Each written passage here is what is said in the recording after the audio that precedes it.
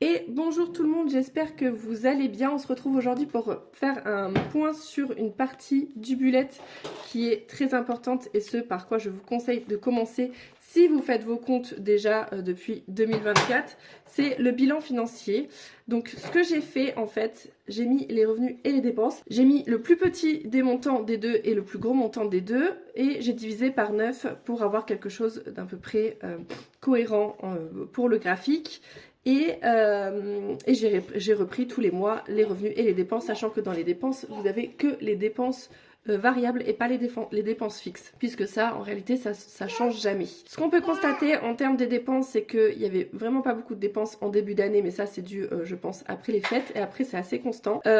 Par contre, au niveau des revenus, mon mari, il avait à ce moment-là des primes, donc c'était assez variable, mais ce qu'on peut constater, c'est que cet été, il y a eu une baisse significative, mais ça, c'est dû à mon accident.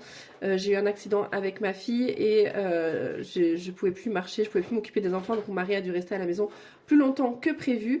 Et donc voilà, ceci explique cela. Donc vous avez la petite analyse à faire et on verra dans une prochaine vidéo du coup cette partie-là qui est les épargnes d'enveloppe court terme et long terme. Je vous ferai ça dans une prochaine vidéo pour vous expliquer tout ça. Voilà, il est à moins de 20 € sur Amazon, donc n'hésitez pas à me demander le lien.